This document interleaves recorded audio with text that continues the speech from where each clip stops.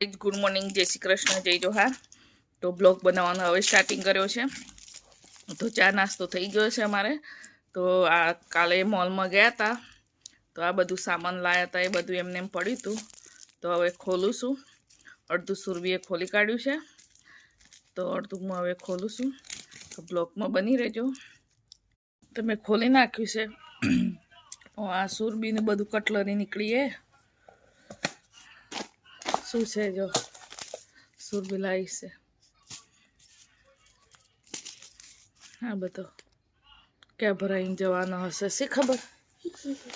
Spray લાવી છે અલગ અલગ. હેન્ડ વોશ દાદા માટે લાવે છે. મમ્મી પોતા માટે શું લઈ લઈ ઘરમાં પહેરવા માટે. મારે પહેલા બી લાવી હતી, તો સુરભીએ બાર પહેરીને બગાડી નાખ્યા.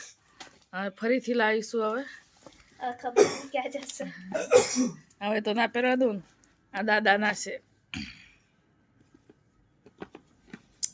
આ વોલપેપર છે. આ રહ્યું. ये मेरा ही न्यू वाला पर्स. તો ગાઈસ, મારા ઘરમાં કેટલી 2 ડઝન ચમચીઓ હતી ને, તો બધી ગાયબ થઈ ગઈ છે. તો ફરીથી લાવીશું. આ કેટલે સુધી ચાલે?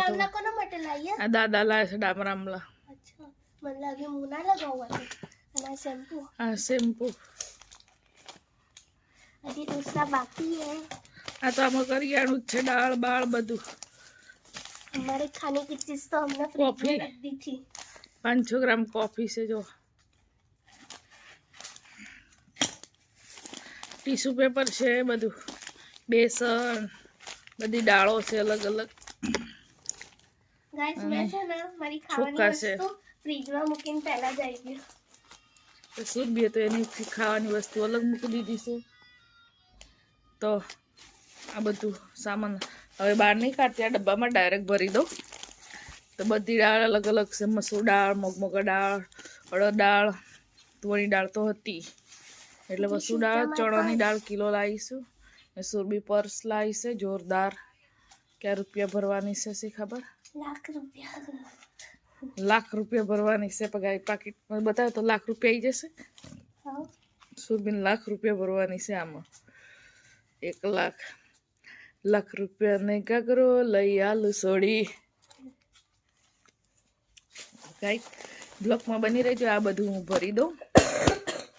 તો ગાઈસ, હવે છે હું નવા ચપ્પલ પહેરીને કામ કરીશ. મારે પહેલાં હતા તો સુરભીએ ક્યાં ગાયબ કરી દીધા ઘરમાં પહેરવા. તો સવારમાં માટે વહેલા ઉઠવું પડે, એટલે બધું કરવું પડે. અને સુરભી એવું જ કરે, એમ ભાગી લઈને હેડા હોય. તો આ બધું મૂકી દઉં.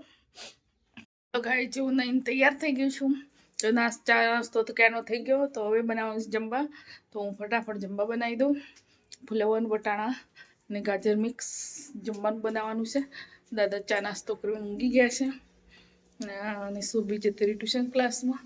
અને આર્યન ગયો છે નીચે રમવા માટે.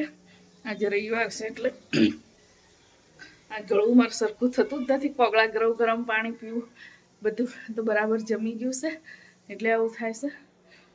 તો ધીરે ધીરે સારું થશે. તો ગાય જવી જમવા બનાવવાનું છે. તો બધું કરિયાણું તો ભરી દીધું મેં. કચરા પોતું કરવાનું તો એ કરી દીધું.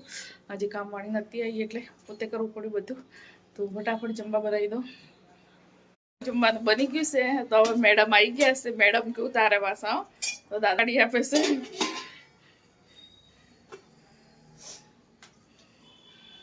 દાદાને જમવાનું આપી આવે છે. તો એને શું કાઢ્યું છે જોયું. તો સાંજવાળું પાલક પનીર પડ્યું હતું. તો મેં તો એક જ રોટલી ખાધી હતી. ભાવતું જ દહીં ખાવાનું મને. તો એ મારા ભાગનું બધું રહી ગયું હતું, મેં ખાધું જ નહોતું. આર્યને થોડુંક ખાધું હતું. એટલે પછી છે બહુ બધું શાક બસી ગયું. તો ફ્રીજમાં મૂકી દઈએ, અત્યારે ગરમ કરીને ખાય છે. મારે જમવું છે. તો ગાઈસ, બ્લોગમાં બની રહું, હું જમી લઉં. બી જમવા બેસી ગયા. તો દાદાને આપી દીધું. તો સુરભી દાદા જોડે કંપની આપવા માટે જાય છે. તો હું જોઉં છું આ રૂમમાં અલગ, બધા અલગ અલગ લઈ. તો જમી લઈએ. અહીંયા તડકો આવે છે. તડકો તો હમણાં જતો રહ્યો, પણ થોડું સારું લાગે.